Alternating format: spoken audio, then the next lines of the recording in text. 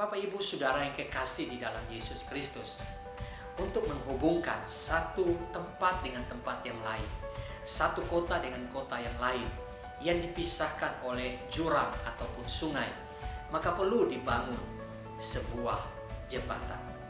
Jembatan yang dibangun haruslah tahan uji, baik terhadap perubahan musim maupun beban yang akan melaluinya.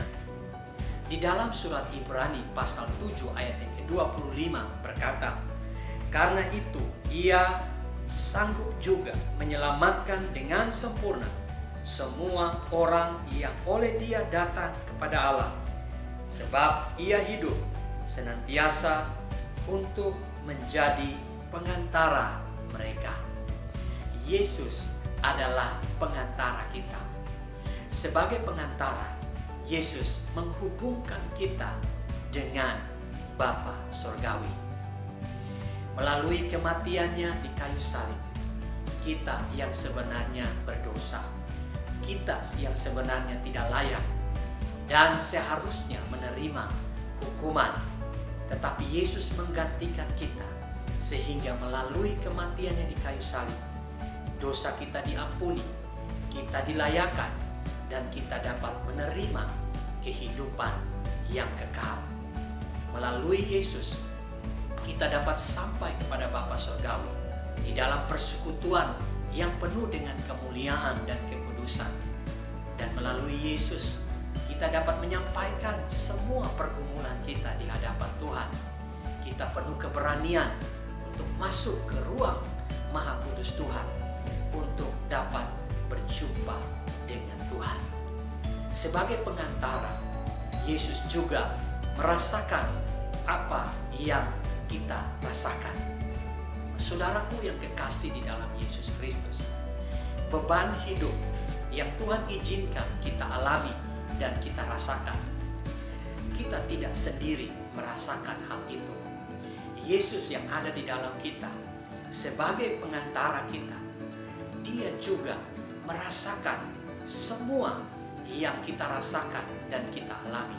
Seberat apapun beban yang kita pikul, Yesus juga merasakan berat beban itu. Sehingga di dalam firman Tuhan katakan bahwa Yesus turut merasakan apa yang dirasakan oleh kita yang percaya kepadanya. Dan sebagai pengantara, Yesus juga menanggung beban pergumulan kehidupan kita.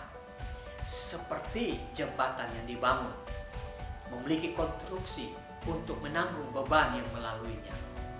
Yesus adalah pribadi yang bukan manusia, tapi Dia adalah Tuhan. Dia kuat, Dia perkasa, dan Dia mampu untuk menanggung semua beban kehidupan kita. Mungkin hari ini kita merasakan berat beban dan kita berkata bahwa kita menanggung beban itu seorang diri. Hari ini saya mau berkata kepada saudara bahwa saudara tidak sendiri. Ada Yesus yang menjadi pengantaramu. Dia menanggung beban kehidupanmu. Engkau tidak sendiri. Ada Yesus yang bersama-sama dengan engkau, yang menanggung bebanmu. Dia berkata di kayu salib bahwa sudah selesai. Setiap beban kehidupan kita telah diselesaikannya, telah ditanggungnya di atas kayu salib. Biarlah hari ini kita mempercayai kebenaran firman Tuhan dan terus menjadikan Yesus sebagai pengantara bagi kehidupan kita. Kiranya firman Tuhan memberkati kita. Mari kita berdoa. Kami sungguh bersyukur memiliki Yesus yang telah menjadi pengantara hidup kami di hadapan Bapa Surgawi. Kami bersyukur karena Engkau telah menghubungkan kami dengan Bapa Surgawi. Engkau telah merasakan beban hidup kami dan juga bersama-sama kami menanggung setiap beban hidup kami. Kuatkan kami Tuhan, dan biarlah kami senantiasa terus memandang Engkau, berjalan kepada Engkau, percaya kepada Engkau, dan menjadikan Engkau sebagai pengantara kehidupan kami.